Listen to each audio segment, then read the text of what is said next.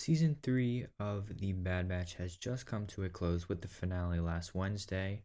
Also, the very end of the show itself. All three seasons are now finished. So let's go ahead and start to talk about that. First off, I want to say I just did genuinely enjoy this episode. I think it was a great way to finish out the not just the season, but the whole show. I think you can definitely call it a happy ending, in the sense that it kind of took a safe route in that everybody from the Bad Batch stayed alive and they all kind of lived on their lives nice and happily, at least up until the end of the show where we see in that kind of ending in the cave with Omega and Hunter. But as far as we know, everybody stayed alive. And I'll certainly get into that ending scene later with that aged up Omega and Hunter during the Rebellion era. But I want to get to talk about what was happening actually in the previous parts of the episode first. So, obviously, the general plot of this episode is that Hunter, Crosshair, and Wrecker are going to Tantus, Echo as well, to save Omega, of course. I think it's important to note that the four of them really had no outside help, unless, of course, you count Admiral Rampart, but I don't, so we'll just pass that. But obviously, you didn't have Rex or anybody else from Rex's kind of clone team that he's assembled coming in to help them. So it was just the four of them, really. And I obviously think that makes the stakes a little bit higher, and it makes those interactions we see between all the characters a little more personal and focused. Now, there's a few specific details that we kind of saw in this episode that I wanted to go over. The first one that I wanted to talk about is something I've seen on like Twitter and everything that a lot of people have been kind of up in arms about, and I certainly am as well. I think it was absolutely just completely disrespectful the way they handled this character, and that is, of course, talking about Scorch, one of the members of Delta Squad, who in this episode kind of just received a really pathetic death. I feel like he got so much screen time in this season, and I feel like it really kind of felt like they were setting him up to maybe be more developed in separate projects. Maybe they were thinking about a potential Delta Squad show, or maybe that's just what, me and some of the other fans were thinking about. But it just felt like we were getting a decent amount of focus on Scorch, and I think it's a little unfair to put that emphasis on Scorch and then to just kill him off like this completely disrespectfully. If you've played the Republic Commando game, you know that, I mean, Scorch especially, but all of the members of Delta Squad are such unique clones. They have such unique personalities that we don't really see in this show. Maybe that could just be because he's working for the Empire or something like that. But it would have been nice to assume that because of the extra screen time that Scorch was getting in this season, that he may have had further stories being developed in a separate project, like I might have mentioned. But obviously, that didn't happen. He got this really pathetic death, and I'm just really disappointed in the way he was handled, to be honest. So, as far as that plot point goes, or just that small detail in this episode, yeah, definitely not happy about that. But we'll just gloss over that for now. One of the other things I think is a bit odd that they revealed in this episode is the fact that that main CX operative was nobody.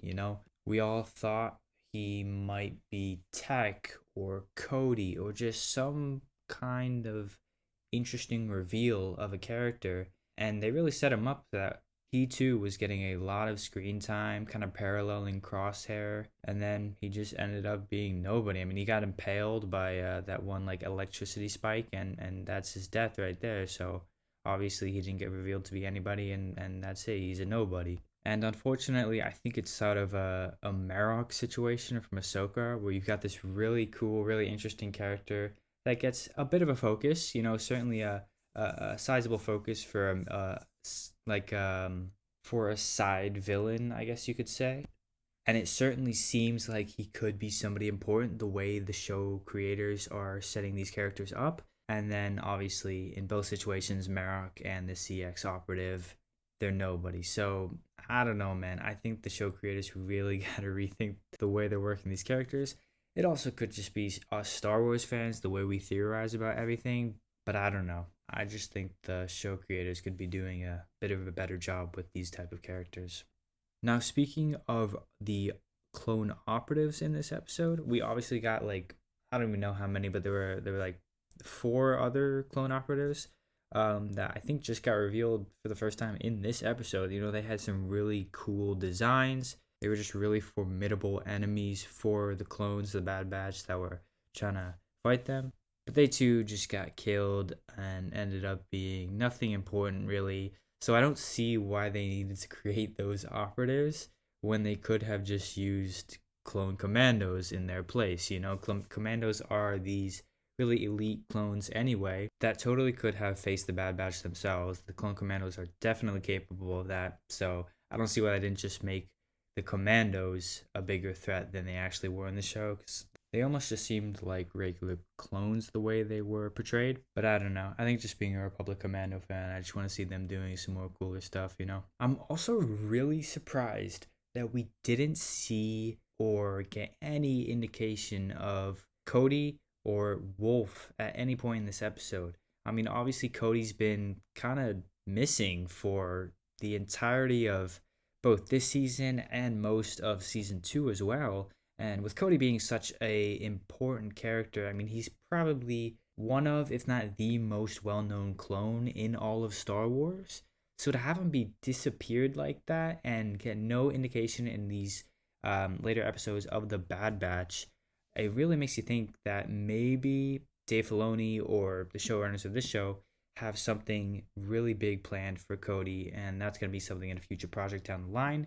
Because, like I said, if you're not including him in anything in this season of the Bad Batch, there's got to be something more going on for Cody later, with him being such a big character, such an important clone. And the same thing goes, of course, for Wolf, who we know shows up again in Rebels. So we got to understand and learn how he went from the Bad Batch, kind of working for the Empire, but seemed like he maybe was questioning his loyalty to the Empire, to ending up with Rex and Gregor in Star Wars Rebels.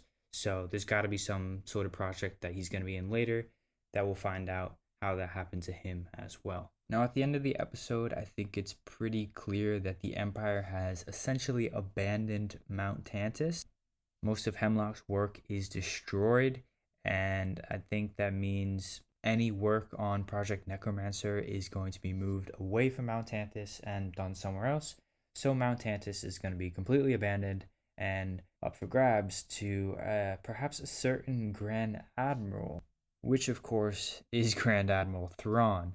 Now, in the Heir to the Empire books, Grand Admiral Thrawn used Mount Tantus, and specifically the Sparty cloning cylinders in Mount Tantus, to create these clones to help him in his fight against the New Republic. Obviously, there's no mention of Sparty cloning cylinders in the Bad Batch, but we don't really know if everything that Hemlock was doing in Mount Tantus was revealed to us, so there could be a little more going on.